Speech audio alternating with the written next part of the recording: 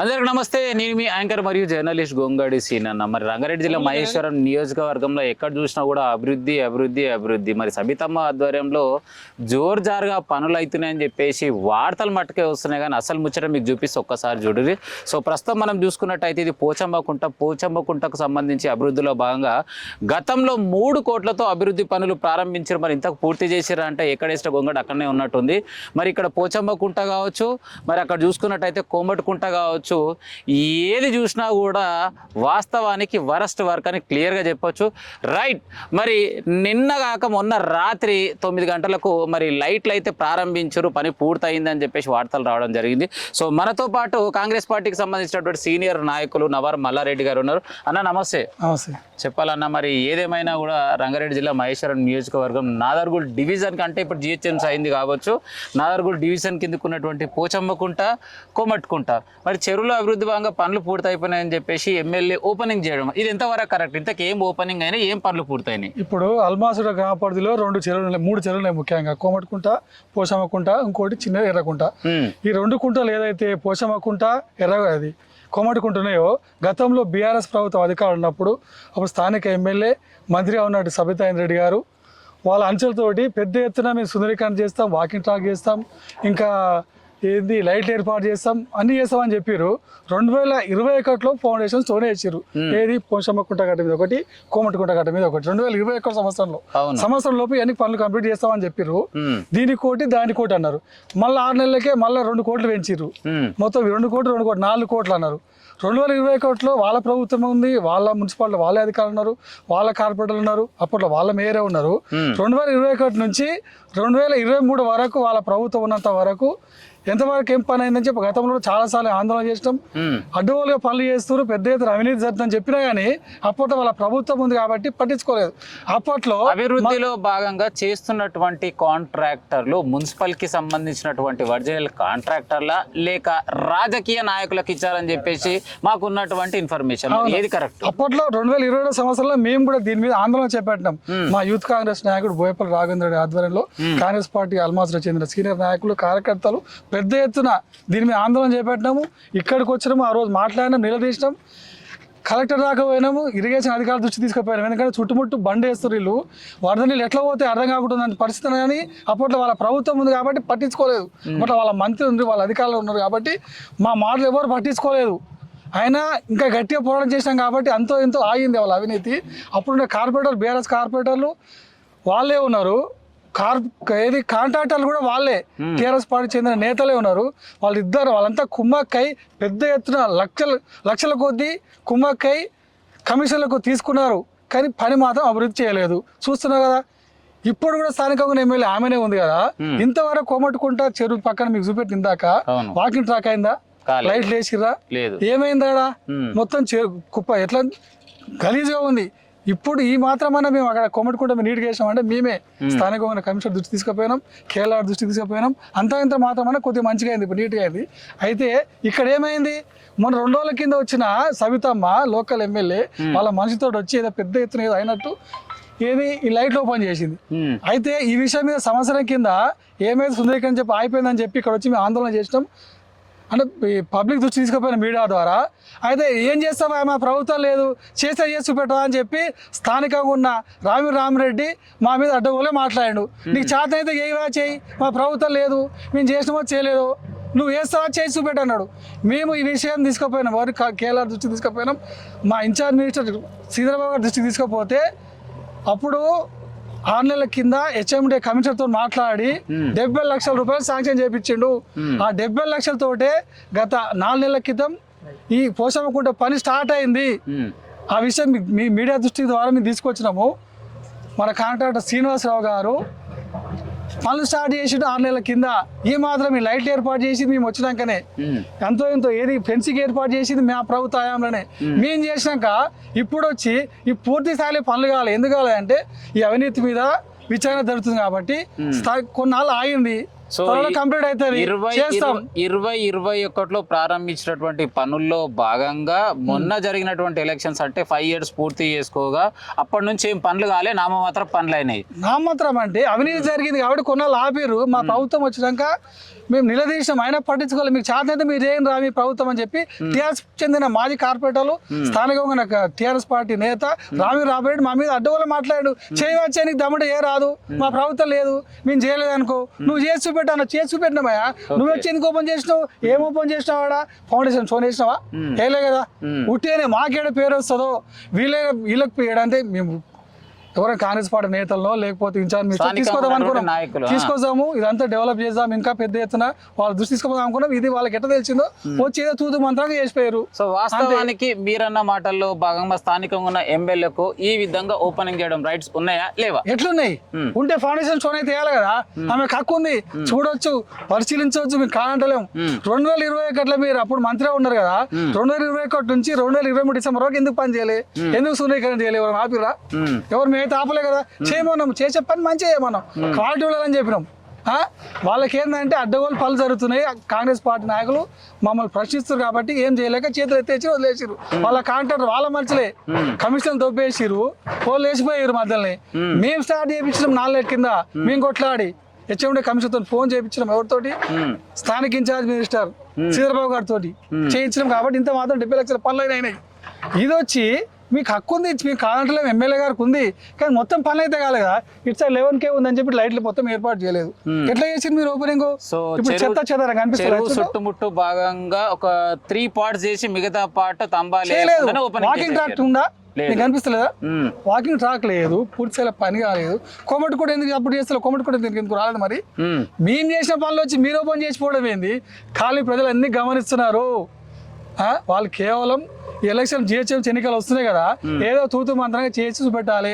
ఇక్కడ చేస్తారు, ఆ సోషల్ మీడియాలో వేస్తాకల ఇతర పబ్లిక్ ఏదో నమ్ముతారని చెప్పి అంటారు, పబ్లిక్ నమ్మే పరిస్థితి లేదు. సో ఏదేమైనా వచ్చే ఎలక్షన్స్ లో బీఆర్ఎస్ పార్టీకి బుద్ధి చెప్తారంట ప్రజలు. ఖచ్చితంగా వాళ్ళ స్థానం 3వ స్థానమే, 2వ స్థానాన్ని కొట్లాడాల్సిందే వాళ్ళు.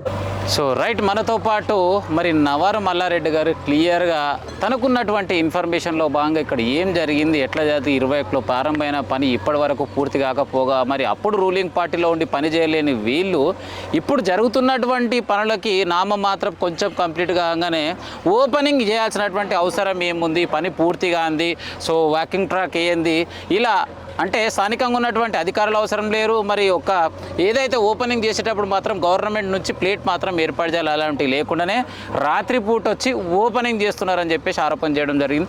రైట్, మనతో పాటు మరి నిత్యం ఏదేమైనా కూడా ప్రజల్లో ఉంటూ ప్రజా సమస్యల్లో భాగంగా మరి అధికారులకు దృష్టికి తీసుకెళ్తున్నటువంటి నాయకుడు బోయపల్లి రాఘవేంద్రుడు అన్న. నమస్తే. నమస్తే అన్న. చెప్పాలి మరి ఏంది ఎర్రటెండకు మరి రోజు చెరువు దగ్గరకు వచ్చి మరి అన్ని కష్టాలు, ఇంతకేం జరిగింది, ఏమైంది, ఇంతకేమవుతుంది?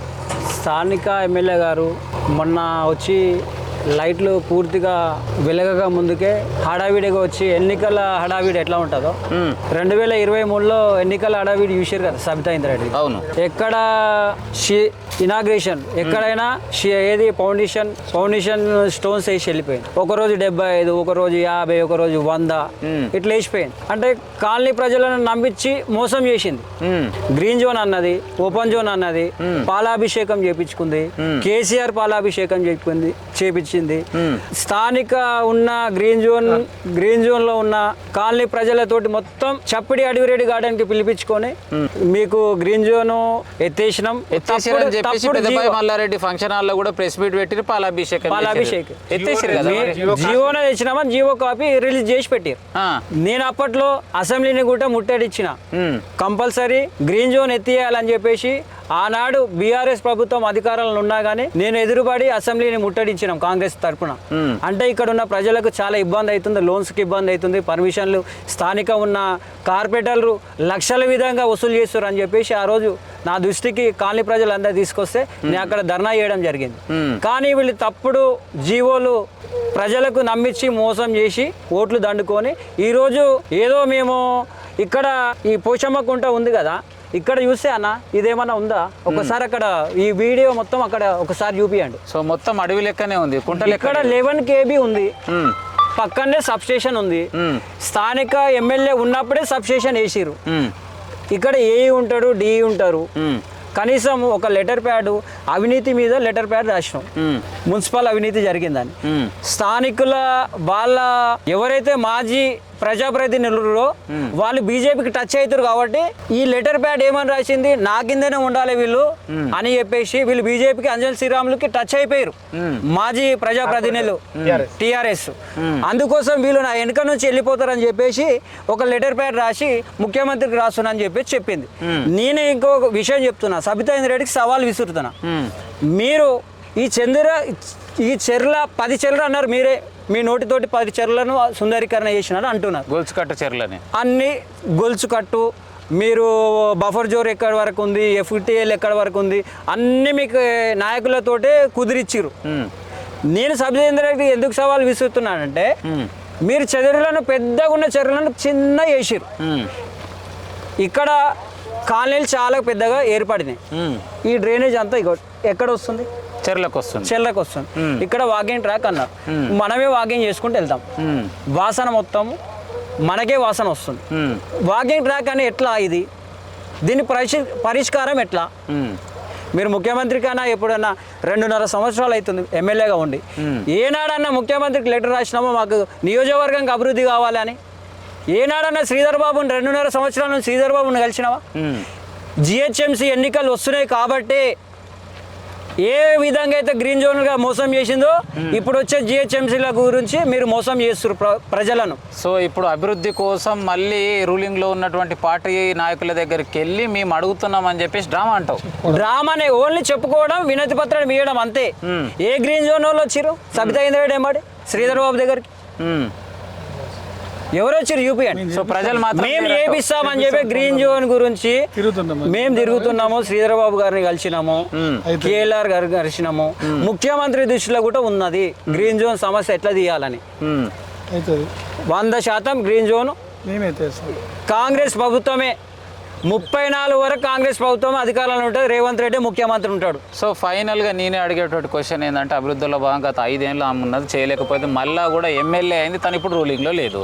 సో మీ ప్రభుత్వం కాంగ్రెస్ ప్రభుత్వం, మీ కాంగ్రెస్ ప్రభుత్వం నుంచి ఏ విధంగా మరి ఛానల్ చూస్తున్నటువంటి ప్రజలకు మీ సహాయ సహకారాలు ఏ విధంగా ఉండబోతున్నాయి, ఏ విధంగా మీరు ముందుకు తీసుకెళ్ళబోతున్నారు? ఇక్కడ ఈ ముఖ్యంగా మహేశ్వరం నియోజకవర్గం కానీ, బడంగ్పేట్ సర్కిల్ కావాలి, ఎక్కడ అభివృద్ధి అయినా కాంగ్రెస్ తోటే అభివృద్ధి జరుగుతుంది. ఎక్కడ పెండింగ్ పనులున్నా కాంగ్రెస్ తోటే పెండింగ్ పనులు అధికారుల దృష్టికి తీసుకువెళ్ళి వెంటనే చేయిస్తాం. 4 రోజులు అటు ఇటు అవుతాయి కానీ కంపల్సరీ చేయించే బాధ్యత కాంగ్రెస్ ప్రభుత్వాన్ని, మా కాంగ్రెస్ నాయకులది. ఇది మాత్రం పక్కా. సో గతంలో చూసుకున్నట్టయితే ఎక్కడ సమస్య ఉన్న అధికారుల దృష్టికి వెళ్తే తక్షణమే పూర్తయింది, కానీ ఇప్పుడు మాత్రం ఎక్కడేసిన గొంగడు అక్కడే ఉన్నాయని చెప్పేసి సామాన్య ప్రజలు అంటారు. దానికి మీ సమాధానం? ఈ రోజు కానీ మొన్న ఇనాగ్రేషన్ ఇక్కడ వచ్చి లైటింగ్ పూర్తి కాకముందుకి అంతకుముందుకే నేను చెప్పిన, ఇక్కడ కాంట్రాక్టర్ తోటి నేను కనుక్కున్నా, లైటింగ్ పూర్తి అయిందంటే ఇంకా కాలేదన్న, 3 సైడ్లు అయ్యింది, లైటింగ్ కూడా వస్తలేదు అంటే. సబితా ఇంద్రారెడ్డి ఏం చెప్పింది ప్రెస్ మీట్లో నేను విన్నా, లైట్లు వచ్చి దొంగలు ఎత్తుకపోతున్నారు అంటే ఎంత పెద్ద సమం అంటే ఎట్లెక్కి దొంగలు ఎత్తుకపోయారు? ఎన్ని లైట్లు పోయినాయి? 25 ఫీట్లు 30 ఫీట్లు ఉంది. ఎట్లే దొంగలు ఎత్తుకపోయారు? ఎన్ని లైట్లు పోయినాయి? అధికారులు, మున్సిపల్ అధికారులు కదా, అధికారులు నేను అడిగితే జోనల్ కమిషనర్కి స్వయంగా నేను ఫోన్ చేసిన, ఏం మేడం ఇప్పుడు ఇనాగ్రేషన్ లైటింగ్ ఏదో అంటున్నట్ట, మాకు ఎలాంటి సంబంధం లేదు, మేము అక్కడ వెళ్తలేము అని అంటే, నేను ఒకటే విషయం మళ్ళీ మున్సిపల్ డీసీకి ఫోన్ చేసిన, అక్కడ చెత్త చెదారం ఉంది, రాత్రికి కూడా ఒకవేళ ఏది ఇనాగ్రేషన్ అంటారు, అటు సైడ్ జనాలు ఒకవేళ లేడీస్ కూడా వస్తే ఇదంతా చుట్టూ చెట్లు ఇవన్నీ ఉన్నాయి కదా, దొంగలు ఈరోజు బంగారం రేట్ ఎక్కువైంది, కనీసం లేడీస్ మీద గుంజి చైన్ ఫ్యాక్టరీ నడుస్తుంది. ఆ విధంగా డీసీ గారికి ఫోన్ చేస్తే, సార్ ఈరోజు మున్సిపల్ అధికారులే రేపు పెడతానని చెప్పేసి ఈరోజు డీసీ గారు మొత్తం ఇదంతా చేసి ఇప్పుడు పంపించేసి టోటల్గా కాంగ్రెస్ ప్రభుత్వం ఈరోజు చర్య తీసుకొని ఈరోజు అభివృద్ధి గురించి మేము ముందున్నాం. వాళ్ళు ఏడున్నారు ముందు? సో వాళ్ళు ఏం చేసారు? రెడ్, వాళ్ళు గ్రీన్ కార్పెట్ వేసుకురు. అదే మొత్తం నువ్వు ఏది ఈ 11 KB ఉంటే మీరు ఎమ్మెల్యేగా ఉన్నారు, స్థానిక ఎమ్మెల్యేగా ఉన్నారు మీరు, ఇక్కడ ఏకి డీకి మీరు లెటర్ రాసి మీరు ఇక్కడ స్తంభాలు వేసి మొత్తంగా నీకు రెడ్ కార్పెట్ వేసి ఓపెనింగ్ చేపిస్తుంటే నేను సో కాంగ్రెస్ తరపున ఒక ఎమ్మెల్యే అయ్యిండి కూడా కనీసం ఈ వైర్లు తీపించలేని పరిస్థితి ఉంది. అంటే ఈ రోజు అర్థం ఏంది, నేను ఈడికే చేసిన కాంగ్రెస్ ప్రభుత్వం మీద బురద చల్లడం అంటే కాగితలేవిగా. ఏది ఏమైనా ఈ 11 KB దీపియడం ఖాయము. ఇక్కడ లైటింగ్ వేపిస్తాం, ఈ కాలనీ ప్రజలతోటి మళ్ళా బటన్ నొక్కిచ్చి వెలిగిస్తాం. సో నిన్న మొన్న పేపర్లలో కొన్ని క్లిప్పింగ్స్ వచ్చినాయి. వార్తల్లో భాగంగా బోయపల్లి రాఘవేందర్ రెడ్డి కౌంటర్లు వేస్తుండు, ప్రెస్ మీట్లు పెడుతుండే. అసలు బోయపల్లి రాఘవేందర్ రెడ్డికి ఏం అర్హత ఉంది మా మీద కామెంట్లు చేయడానికి అని చెప్పేసి కొందరు మాజీ కార్పొరేటర్, దానిపైన మీ సమాధానం? నేను కాంగ్రెస్ పార్టీ AICC కోఆర్డినేటర్, స్థానిక నాయకుడిని. వరుస వచ్చిన వాళ్ళు వరుసగానే పోతారు. ఇంకా ఉన్నది 2006 ఎవరెవరు అవినీతి చేసిర్రో 2006 వాళ్ళ పరిస్థితి ఏంది, 2026 వాళ్ళ పరిస్థితి ఏందో మొత్తం వాళ్ళ తీస్తున్న ఏసీబీ కానీ విజిలెన్స్ కానీ ఇవన్నీ తీసి ఏవి వాళ్ళు దోసుకున్న సొమ్ము, నేను కుళ్ళ చెప్తున్నా, వాళ్ళు దోసుకున్న సొమ్ము ప్రజలకు వంచిస్తా. సో 2006 నుంచి 26 జరిగినటువంటి అక్రమాలన్నీ కూడా బయట పెడతా అంటావు. ఎక్కడున్నా ఎక్కడ వెంచర్లు ఏడ చేసినా కానీ ఎవరెవరి భార్య పేరు మీద డాక్యుమెంట్లు కూడా పూర్తిగా నేను సేకరించిన. టైం వస్తుంది, ఎలక్షన్ టైం వచ్చినప్పుడు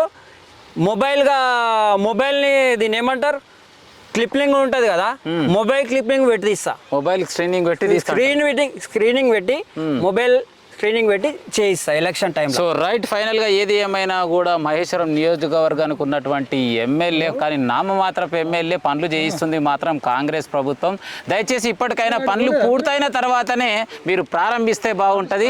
ఇలా నామమాత్ర పనులు కాగానే ప్రారంభించి మేము చేస్తున్నామని చెప్పేసి మీ గొప్పలు చెప్పుకుంటే ప్రజలు గుర్తించి రాబోయే ఎన్నికల్లో మీకు సున్నం బొట్లు పెడతారని చెప్పేసి తన మాటల్లో తెలియజేయడం జరిగింది.